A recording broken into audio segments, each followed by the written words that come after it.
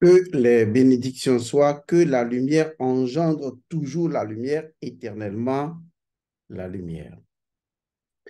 Nous avions entamé donc une série qui concerne les entités démonosexuelles. Dans cette deuxième partie, nous allons nous intéresser à ce que j'appellerai la sexualité des grands initiés. Parce que justement, lorsqu'on ne comprend pas la façon dont les grands initiés gèrent, régulent et maîtrisent leur sexualité, si on n'a pas une once de compréhension de leur forme de sexualité, alors on ne pourrait pas, on ne saurait pas, on ne prendrait pas le bon chemin de la sexualité. Dans toutes les grandes traditions initiatiques, la sexualité est l'élément fondamental, c'est l'élément central, puisque justement, lorsqu'on parle des divinités chtoniennes ou chtoniennes, c'est toujours fondamentalement lié aux divinités souterraines et principalement tournant autour toujours des divinités sexuelles ou de la divinité sexuelle, le dragon, généralement un peu connu sous le nom de la Kundalini, où le serpent enroulé trois fois est mis sur lui-même, ou encore simplement pour d'autres traditions, on l'appelle le dragon. Il est donc important de comprendre que pour les maîtres, la chose la plus importante, c'est bien avant tout la maîtrise de Seth. Le nom sétien, le nom Seth en égyptien, c'est un nom qui est très important. Faisons une analyse du nom Seth en égyptien. Pour ceux qui peuvent lire les hiéroglyphes concernant le nom sétien, vous allez constater que le nom de Seth est modifiable sous plusieurs intonations, connotations. On peut dire Suket ou Suke, ou on peut dire Seth, selon certaines précisions. Mais jusque-là, si on rentre dans les interprétations linguistiques, on se perdrait.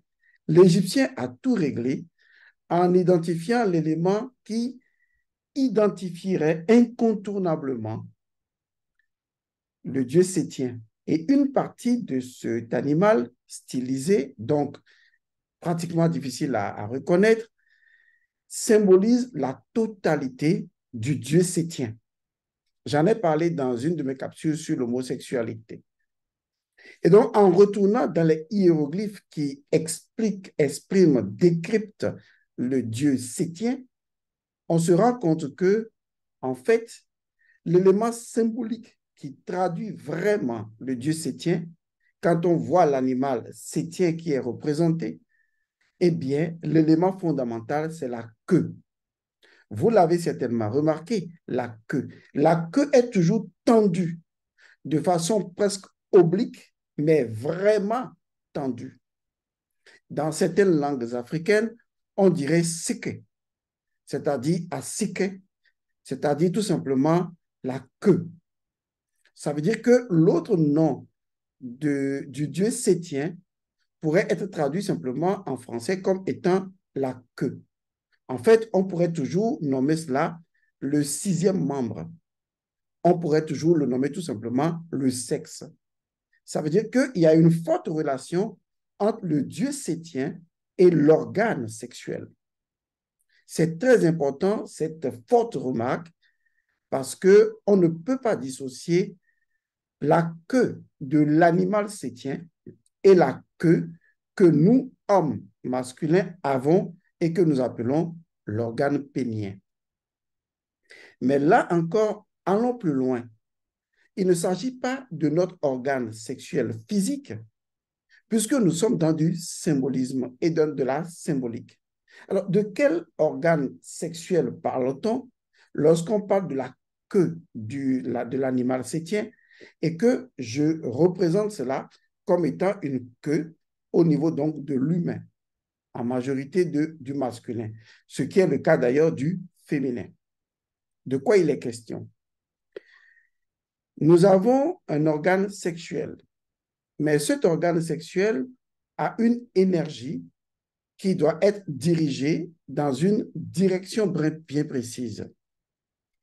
La direction de cette énergie est connue de la plupart des traditions orientales comme étant la direction de la sublimation, de l'élévation.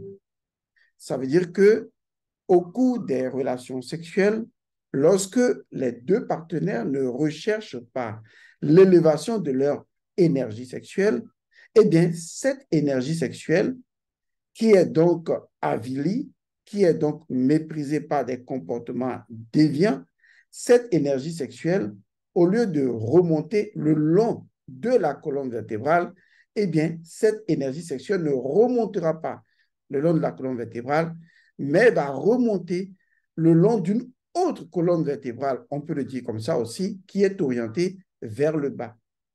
C'est comme si je vous disais que, eh bien, chaque fois que vous avez des relations sexuelles inappropriées et donc isphétiques ou anti-mahat ou des sexualités sétiennes, vous prolongez ce qu'on appelle votre organe sexuel, mais en fait, sous-entendant votre énergie sexuelle, non plus vers le sens de la sublimation, de la transfiguration, de l'élévation, mais plutôt dans le sens de l'assombrissement, de l'enracinement, c'est-à-dire que le sexe va vers le bas, l'énergie sexuelle va vers le bas, et l'énergie sexuelle va nourrir les entités inférieures.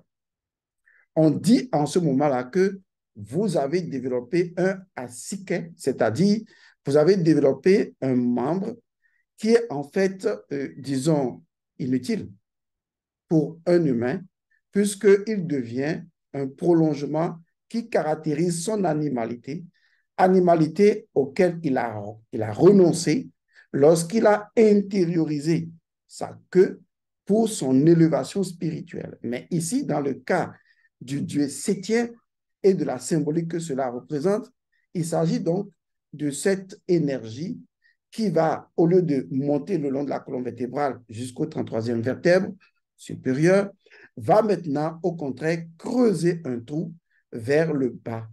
Et donc, ce trou vers le bas va prolonger donc l'organe sexuel, quel qu'il soit, vers le souterrain et rendre donc lourd votre développement spirituel et assombrir votre vie.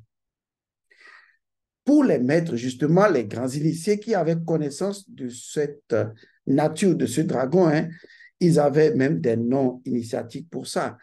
Il y avait des noms qui désignaient le bon serpent, il y avait des noms qui désignaient le mauvais serpent. Le mauvais serpent est appelé le cacodémon. Le cacodémon est le mauvais serpent, c'est-à-dire toujours notre serpent Kundalini, notre énergie sexuelle, mais dont l'utilisation a été pervertie et dont la queue se développe supplémentairement, pas nécessaire pour l'homme, mais dans les régions inférieures, montrant ainsi une dévitalisation, une perte d'épanouissement spirituel, et donc l'individu, il va dans le monde souterrain pour en être prisonnier. Mais au même moment, il y a le agathodémon. Le agathodémon, c'est ce qu'on appelle le bon génie, le bon serpent. Mais lui, justement, il remonte le long de la colonne vertébrale pour l'illumination spirituelle. D'où le symbole du serpent au fronton des pharaons. On se rend donc compte que les deux symboles du vautour et du cobra au fronton représentent justement l'harmonie des deux courants d'énergie équilibrés entre le masculin et le féminin. Mais on ne va pas revenir là-dessus pour le moment. Ce qui nous intéresse, même si les deux cobras peuvent être représentatifs également, bien sûr, uniquement des déesses ou uniquement des énergies, disons, féminines, qui sont fondamentalement des énergies chthoniennes qui ont remonté et qui se sont affirmées. On peut également reconnaître les deux principes, c'est-à-dire la polarité en ce qui concerne leur énergie. Mais ce qui nous intéresse ici, c'est de voir jusqu'à quel point les grands initiés, les grands maîtres, appelés les Bouddhas, Jésus, quel que soit le nom qu'on vous a référencé, ce qui est intéressant, c'est de constater que ces grands initiés avaient une sexualité suffisamment particulière. Et donc, c'est cette forme de sexualité qui les a toujours préservés des incubes et des succubes, ce que vous, visiblement, vous ignorez. Donc, les grands maîtres n'ont pas la même sexualité que vous, même s'ils font, selon vous, la même chose que l'on puisse faire dans une sexualité avec une femme. Eh bien, les grands maîtres n'ont pas la même sexualité au niveau intérieur. Laissez-moi vous expliquer un peu les choses. Il y a une forme de connaissance qui est très cachée.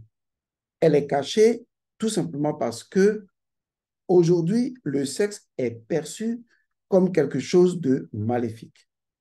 En réalité, certains initiés avaient pensé qu'en entourant le sexe de mythes et mythologies obscures, comme l'histoire inventée du péché originel et donc du serpent et naturellement de la pomme bizarre et donc représentant la sexualité, les gens avaient pensé que de tels mythes pourraient aider certaines couches de la société, de la population, à justement faire attention à la sexualité. Mais quoi qu'on dise, l'instinct sexuel, c'est un instinct reptilien, animal profond. Et donc cet instinct, que vous le veuillez ou pas, ça s'éveille en vous à partir d'un âge donné. Et ça commence à s'imposer à vous. Les maîtres connaissent l'histoire exacte qui est associée justement à l'énergie de la sexualité et comment on devrait pouvoir l'utiliser. Et ce fut d'abord le cheminement de tous les maîtres. Et lorsqu'ils ont rencontré et maîtrisé leurs propres démons et qu'ils ont eu accès aux fruits défendus sans pour autant consommer le fruit défendu tout en justement utilisant le fruit défendu, eh bien, ils sont arrivés à un niveau de perfectionnement que vous appelez l'état de Bodhi. Et donc, aujourd'hui, ce n'est plus la même sexualité que les humains ordinaires, dératés, à la conscience appauvrie spirituellement, ont dans le monde d'aujourd'hui. Parce que ces maîtres avaient cette exacte connaissance du rôle qui a été donné aux entités que vous appelez aujourd'hui les incubes et les succubes.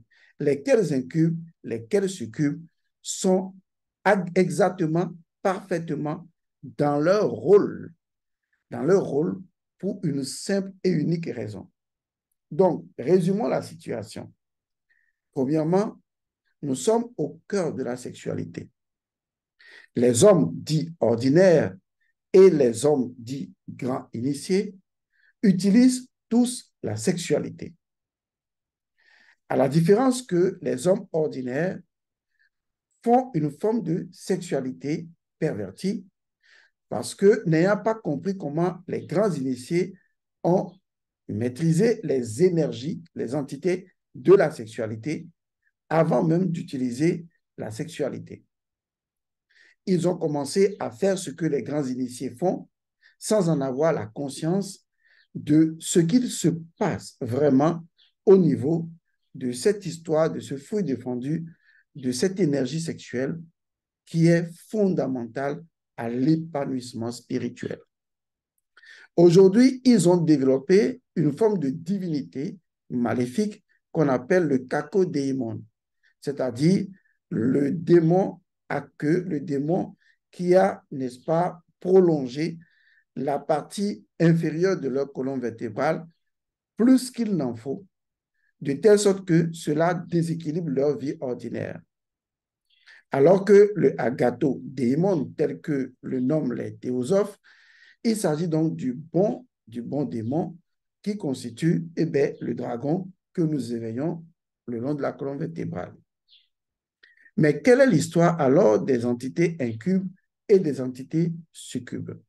En fait, au départ, c'est tout simplement des entités sexuelles parce que ce sont des entités gardiennes de notre énergie sexuelle.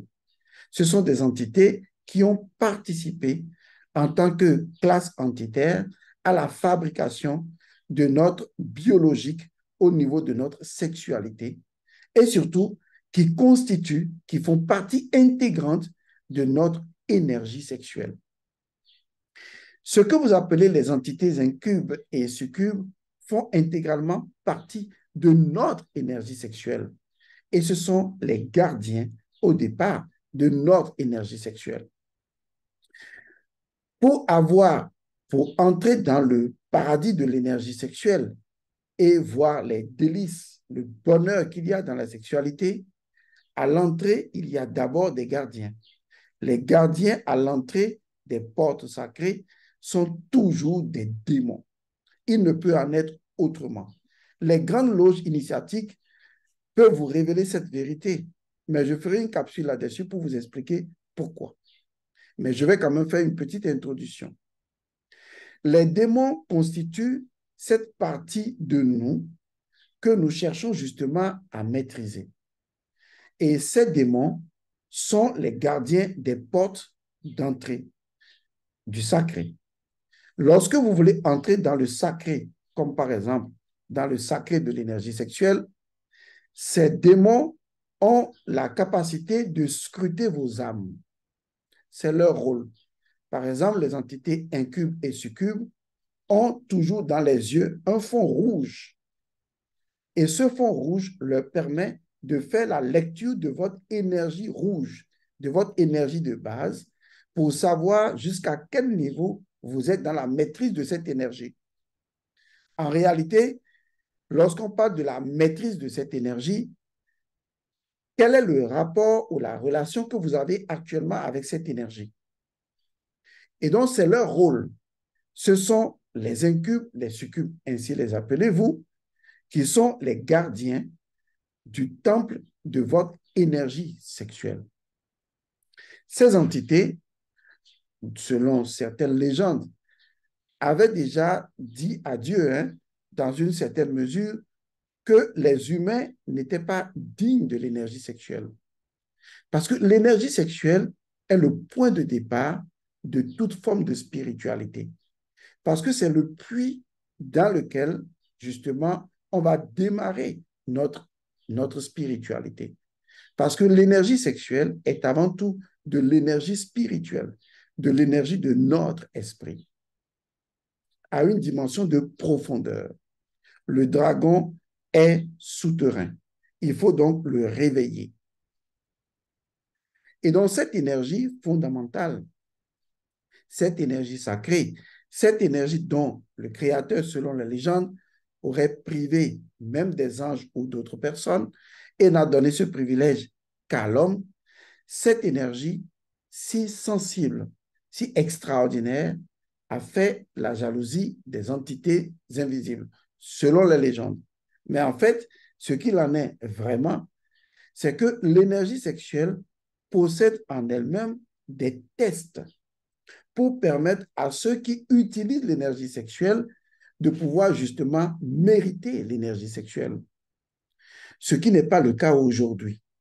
Et donc, les personnes ou les entités personnes ou les entités spirituelles, les entités démons qui constituent aujourd'hui les incubes et les succubes, interviennent dans votre vie comme étant un peu le bras vengeur entre griffes de Dieu, comme pour dire que vous allez subir une forme de punition pour n'avoir pas maîtrisé, pour n'avoir pas honoré les lois de cette énergie sexuelle. Ces gardiens viennent donc en griffe vous punir et vous dépouiller de tout bien parce que justement, l'énergie sexuelle est l'énergie créatrice de toute chose.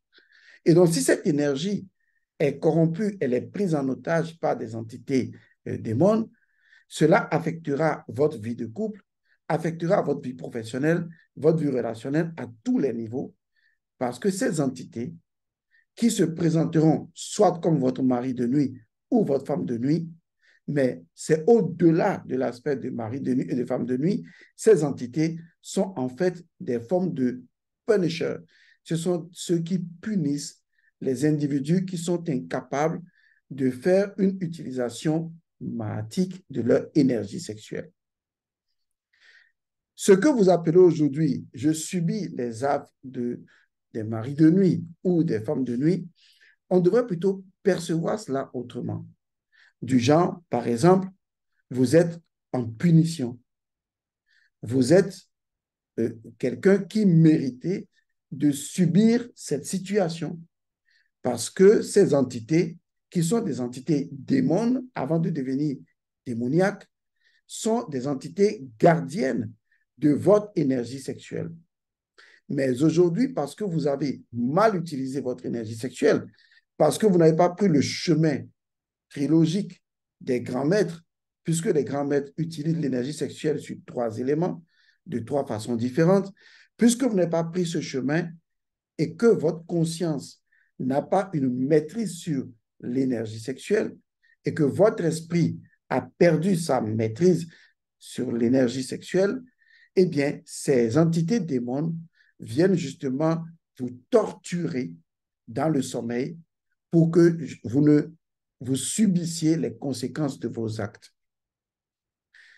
Ce qui m'étonne souvent, c'est que lorsque vous aidez quelqu'un à sortir de cette situation, la personne veut que vous fassiez tout à sa place, ou même lorsque la personne fait les choses, la personne ne se rend pas compte de sa responsabilité. Et la personne ne veut pas faire un effort de volonté pour combattre une entité sexuelle. Parce que les maîtres, dans leur pratique, sont arrivés à un niveau où ce n'est pas que les entités sexuelles les regardent et disent nous allons les laisser faire. Non, c'est parce que les entités sexuelles ont réalisé que ces grands maîtres les ont battus dans l'utilisation de leur énergie sexuelle. J'ai cité plusieurs cas dans le passé où je disais que lorsque vous finissez une relation sexuelle, vous ne vous purifiez pas. Lorsque vous avez des relations sexuelles avec A, vous passez ensuite à B, vous faites des entremêlements des énergies sexuelles. Et souvent, vous ne savez même pas avec qui vous avez une énergie sexuelle. En retour, ou lorsque vous êtes dans la masturbation, vous videz vos énergies sexuelles dans la nature ou dans des capotes sans savoir où ces choses vont. En fait, vous utilisez l'énergie sexuelle aujourd'hui, non pas seulement dans la pratique coïtale, mais dans l'utilisation des relations sexuelles de façon générale qui corrompent votre évolution spirituelle. Ces entités sexuelles ont pour rôle de vous enseigner que vous utilisez très mal votre énergie sexuelle et ce qu'elles font avec vous, ces gardiennes de votre énergie sexuelle, c'est de vous torturer. Et elles vous tortureront jusqu'à ce que vous arrêtiez et que vous preniez conscience de la façon dont les maîtres décident ou avaient décidé et avaient tracé derrière le chemin de l'utilisation de l'énergie sexuelle. Alors, je vais être un tout petit peu méchant. Si aujourd'hui vous êtes victime de maris de nuit ou des femmes de nuit, eh bien, la réponse, elle est toute simple. C'est bien fait pour vous. Oui, je sais, vous ne serez pas d'accord avec moi, mais je le dis encore une fois, c'est bien fait pour vous. En fait, je le dirai autrement, c'est très, très bien fait pour vous. Et c'est là que vous allez commencer à acquérir ce que j'appelle la responsabilité spirituelle, en vous disant quelles ont été les choses à mon niveau, même si j'en ai eu un héritage, qui ont favorisé que ces entités incubes et succubes viennent justement avoir des relations sexuelles avec moi. Pourquoi est-ce que ces entités ne vont-elles pas avoir des relations sexuelles avec Elmantio Godson, par exemple? Ça serait extraordinaire que ces entités choisissent d'avoir une relation sexuelle avec moi, parce qu'elles ne pourront justement pas le faire. Parce que justement, elles ne trouveront en moi aucune possibilité, aucune faille de pouvoir entretenir des relations sexuelles avec moi. Parce qu'elles verraient que ce monsieur, il est droitement aligné dans l'utilisation, telle que les grands initiés l'ont représenté, de l'énergie sexuelle. Est-ce que vous voyez toute la différence? Donc, il ne s'agit plus de dire je suis possédé par des entités incubes et succubes, mais plutôt de se demander pourquoi, eh bien, ceux qui sont des initiés confirmés ne subissent pas cela. Ou qu'est-ce qui se passe et d'autres personnes semblent ne pas subir cet état de fait. Bon, écoutez, quelqu'un allait jusqu'à me dire qu'il y a des gens qui ont des relations sexuelles complètement se tiennent, débridés, mais qui n'ont pas des situations de mari de nuit et de femme de nuit. Je vous dis, c'est très faux. Et je dis, c'est archi faux. Il y a beaucoup de personnes, c'est un exemple, et j'en donnerai quelques-uns, qui ne voient pas ou qui ne se voient pas dans le monde onirique, le monde des rêves, en train d'avoir des relations sexuelles avec une entité. Mais le matin, ce sont des personnes qui ont éjaculé ou qui ont mouillé leur lit. Et donc, c'est simplement ce résultat qui leur permet de savoir que quelque chose a eu lieu. Il y a des gens qui vous diront, avant, j'avais ce phénomène, mais maintenant, je n'ai plus ce phénomène. Mais ce que l'on constate dans la vie de ces personnes, c'est que toutes les fois que ces personnes veulent trouver un homme ou une femme, eh bien, en fin de compte, au moment où les choses allaient devenir sérieuses, ça ne marche plus. Pourtant, ces personnes ne font plus de rêves en train d'avoir des relations sexuelles avec une entité sexuelle nocturne. Mais que se passe-t-il alors? C'est qu'en réalité, pour certaines personnes, l'information se fait savoir dans le monde des rêves où les gens voient être en train de faire une relation sexuelle avec une entité incube ou succube, mais dans la majeure partie des cas, il y a des personnes qui dorment comme des moutons, c'est-à-dire des gens qui n'ont aucune conscience de leur monde intérieur et donc subissent cela dans la partie inconsciente de leur vie et pourtant cette forme de sexualité a lieu. Est-ce que vous voyez cela? Parce que toutes les formes de sexualité débridées créent toujours, engendrent toujours des manifestations d'incubes et de succubes. Que cela soit déclaré via les rêves ou non, ça existe. Ce qu'il faut remarquer, c'est soit faire une consultation, soit tout simplement voir comment votre vie se déroule, comment votre vie se passe en général.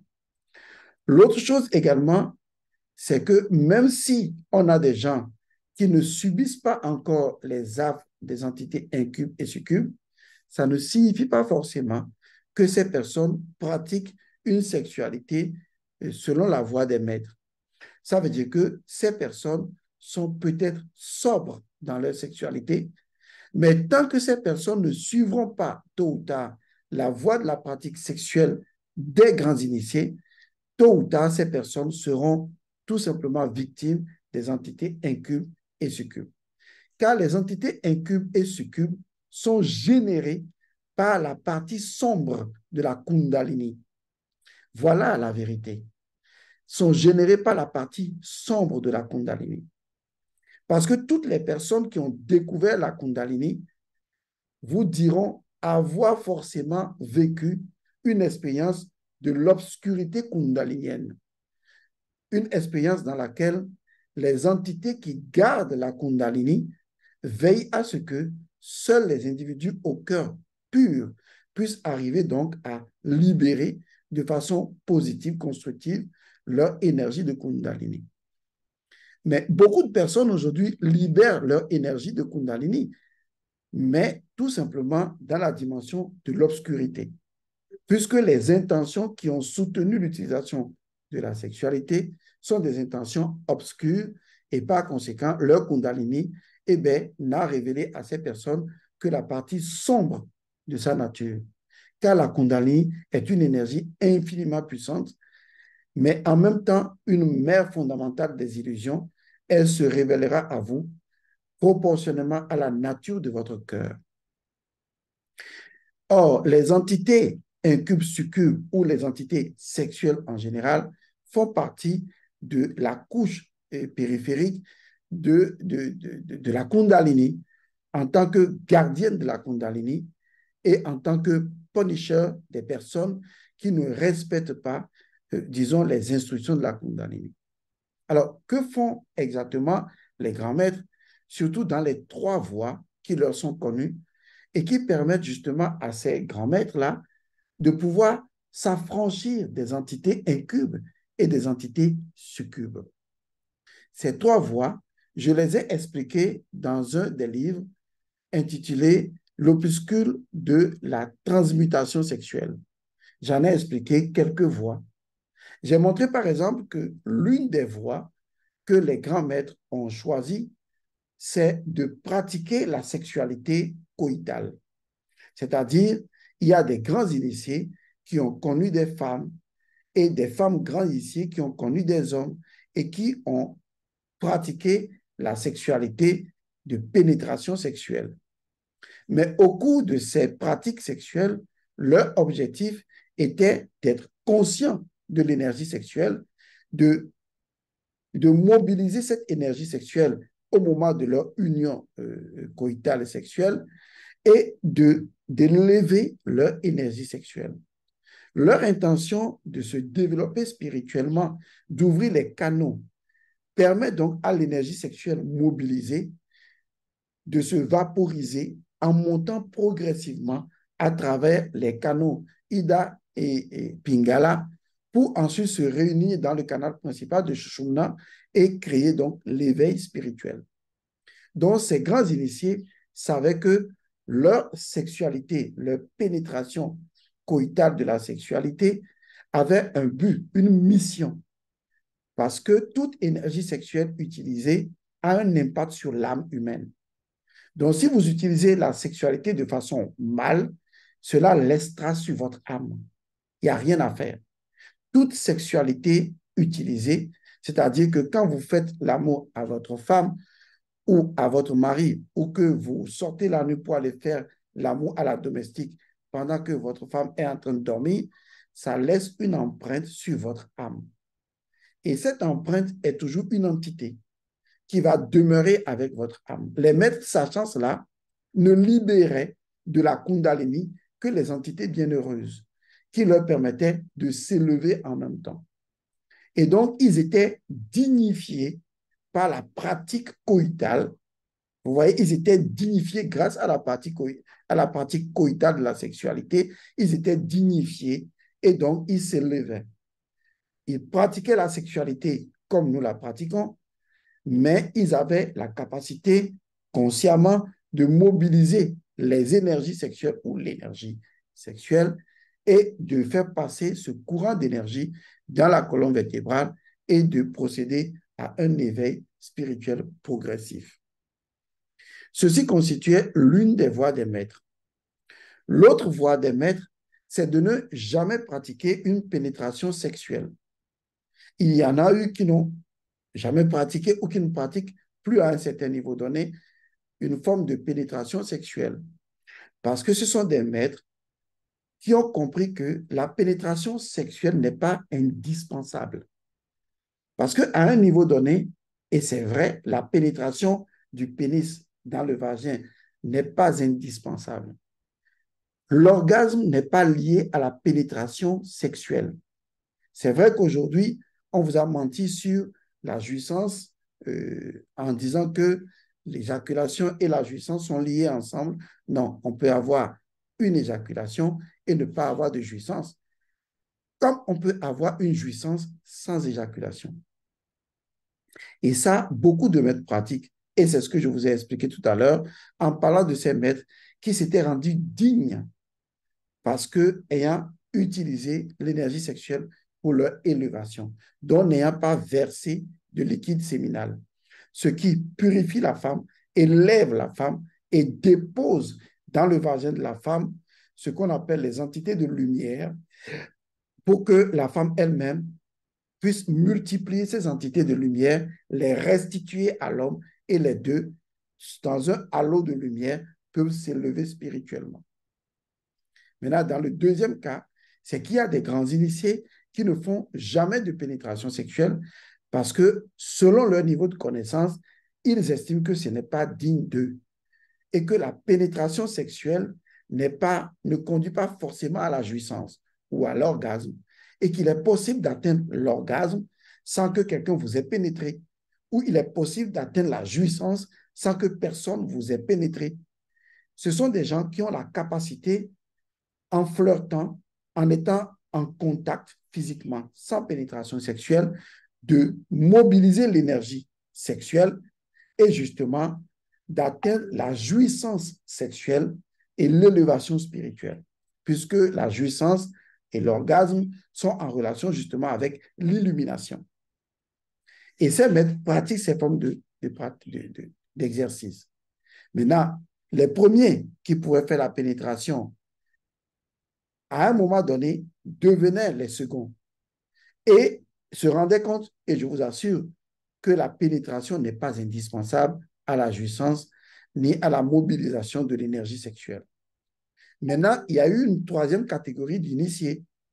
Ces initiés ont décidé de se passer complètement de l'utilisation du corps charnel dans la capacité à mobiliser et à interchanger, n'est-ce pas, de l'énergie sexuelle. Et ce sont des maîtres qui se sont fait confirmer dans le monde astral.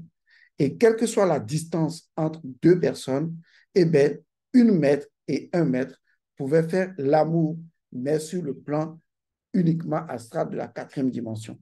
Ce qui ne nécessitait plus vraiment un organe sexuel, ni une pénétration sexuelle, mais ce qui était plutôt une fusion, de telle sorte qu'il n'y avait pratiquement plus de différence entre l'amour et la sexualité. On pouvait comprendre que l'amour était de la sexualité et que la sexualité était de l'amour. Les deux devenaient une seule et unique chose.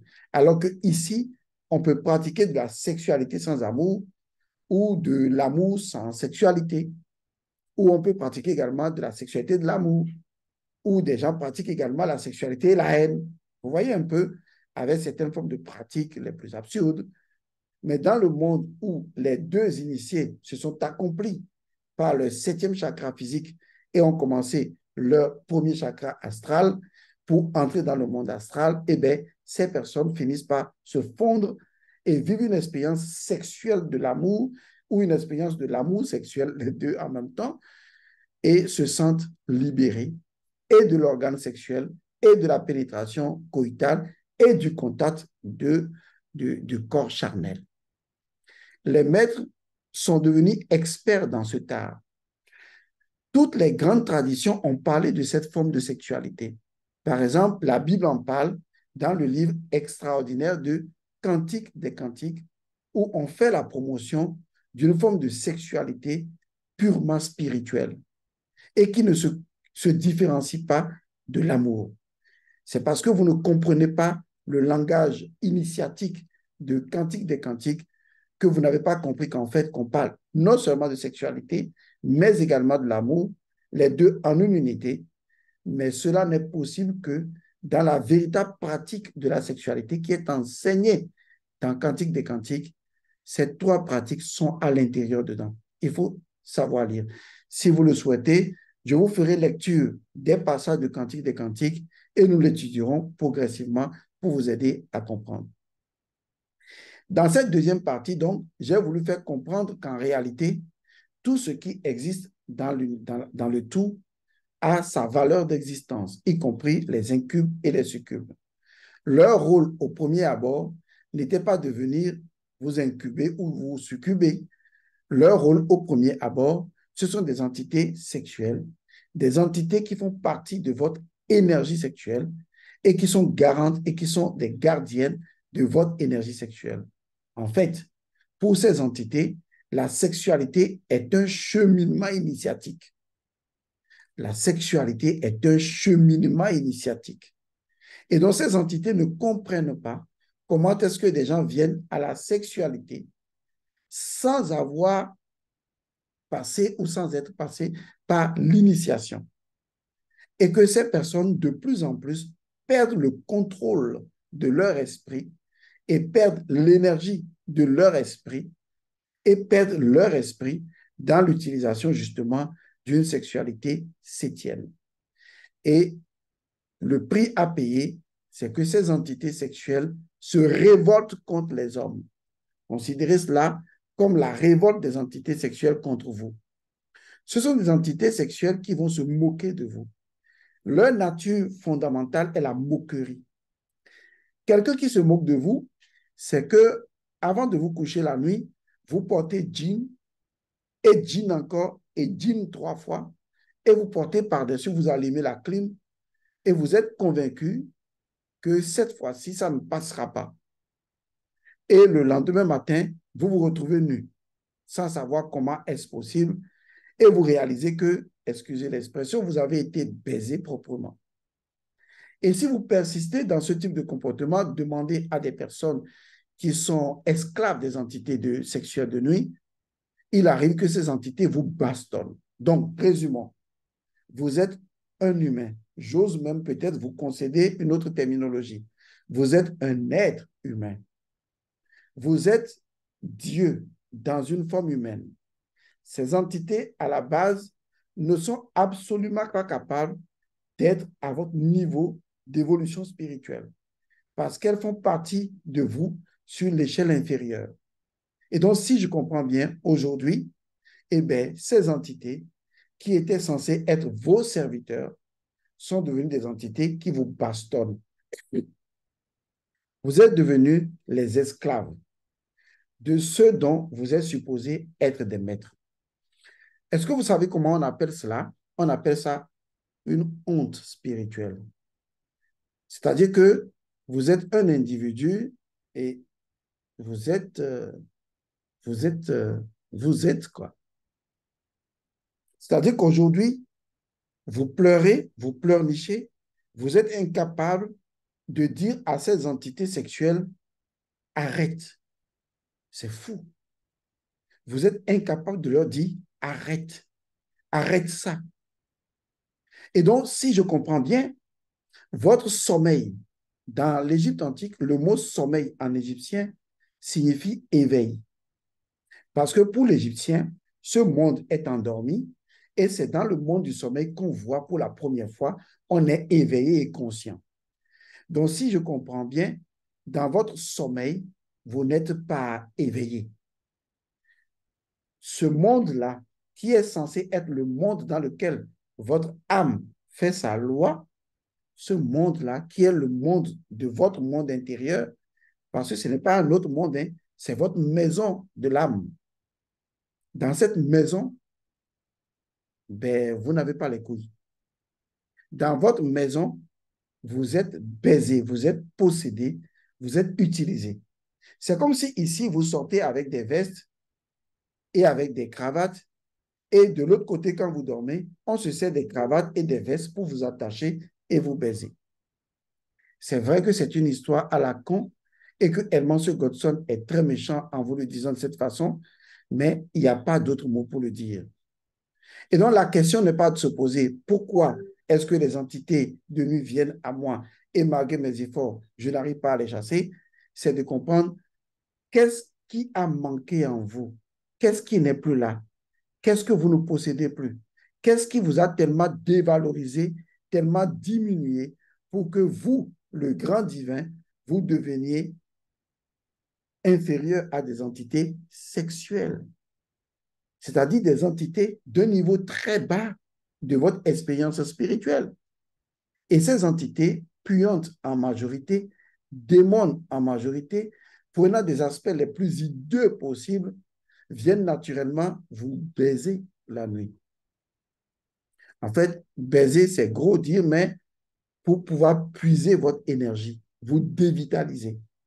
Et c'est des entités tellement arrogantes, tellement moqueuses, que quelles que soient les dispositions que vous prenez, elles vont vous montrer que c'est elles qui font la loi. Et quand vous essayez même d'aller chez un pasteur et de vous faire délivrer, vous avez comme l'impression que les choses sont parties. Et quelque temps après, l'entité vient vous bastonner pour vous montrer que même ce que le pasteur a fait, eh bien, ça n'a aucune incidence sur lui. Et l'entité a raison, parce que le problème n'est pas entre les mains de quelqu'un d'autre. Le problème, c'est que vous êtes un roi, vous avez abandonné votre royaume et il y a des manants, des individus, des saltimbanques qui ont pris d'assaut votre royaume et qui vous font la loi. Les maîtres ont refusé cet état de fait à la base. Ils ont imprimé une volonté, la volonté, et surtout la volonté magique. Ils l'ont imprimé déjà dans l'énergie sexuelle, de telle sorte que toutes les entités sexuelles obéissent à leur volonté. Or, la volonté est la clé de la magie.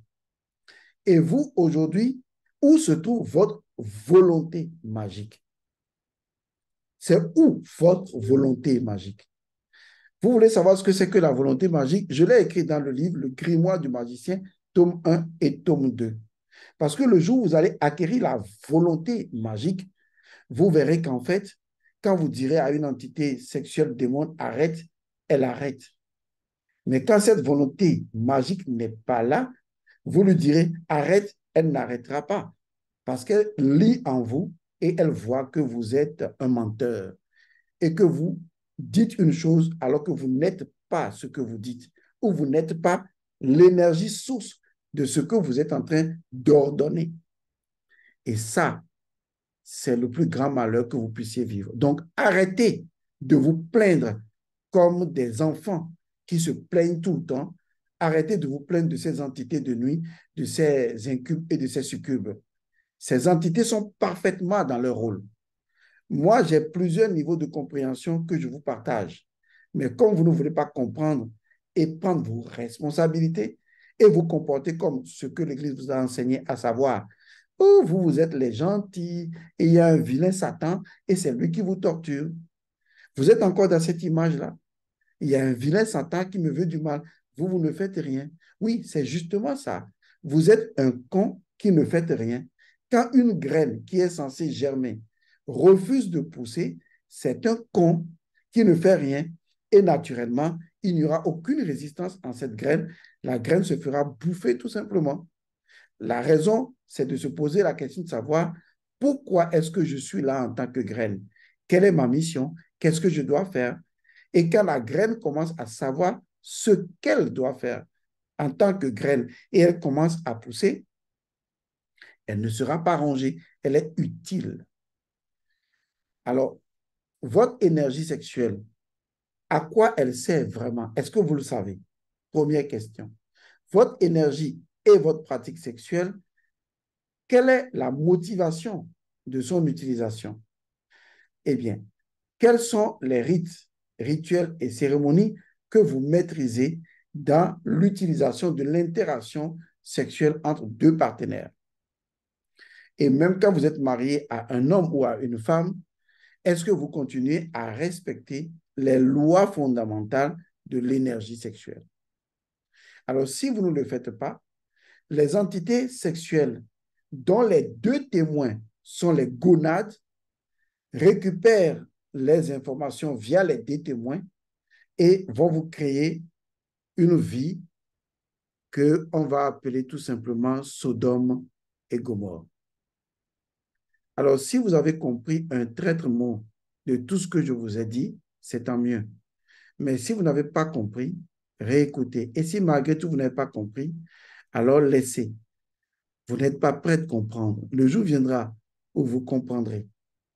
Parce qu'en réalité, ces entités incubes et succubes, et je vous le dis à un niveau supérieur de connaissance, sont absolument dans leur rôle. C'est vous qui les avez fâchés. C'est vous qui avez détourné les choses ou la chose dont ils sont ou elles sont gardiennes. Vous avez perverti l'énergie sexuelle et elles sont dans une disposition vengeresse. C'est à vous de vous poser la question de savoir maintenant comment croître ma volonté magique, comment utiliser les rituels et accroître au sein des rituels ma volonté magique et rappeler à ces entités que j'ai compris et que maintenant je redeviens le maître de mon énergie sexuelle comme les grands initiés ont enseigné. Il y aura donc une troisième partie qui nous permettra donc de comprendre comment récupérer son énergie sexuelle, comment agir dans la bonne droiture des choses pour que justement, eh bien, ces entités sexuelles, en fait, elles sont nos amies, contrairement à ce que vous pouvez penser. En fait, dans toutes les traditions, il y a toujours eu des démons. Mais en fait, les démons sont nos meilleurs amis parce que les démons cherchent toujours à faire ressortir la partie sombre de nous-mêmes pour que finalement nous puissions les maîtriser. Ce sont nos véritables maîtres. Lorsque vous voyez dans certaines traditions africaines, on sort des masques avec des faces étranges, des faces des fois assez démones. Vous vous dites, mais c'est quelle divinité ça? C'est quel divin ça? C'est quel Dieu ça? En fait, l'horreur, je parlerai de ça plus tard, le principe premier de l'horreur, du Dieu horrible. Les démons représentent la face horrible du Dieu horrible, car il existe vraiment un Dieu horrible. Et donc, ces démons qui sont la face hideuse de ce Dieu horrible ont une mission. Si seulement vous pouviez savoir que ce qui est horrible est infiniment beau et que vous ne percevez pas la beauté de ce qui est horrible, du visage horrible d'un démon, et qu'en fait, un démon est un ange qui est tout simplement masqué. Cela viendra avec le temps. Cela viendra lorsque vous allez vous réapproprier vos énergies. Vous verrez que les démons doivent devenir vos anges. Je vous remercie d'avoir suivi cette capsule et je vous retrouve dans une autre capsule la prochaine fois pour terminer avec le secret des entités sexuelles. Merci.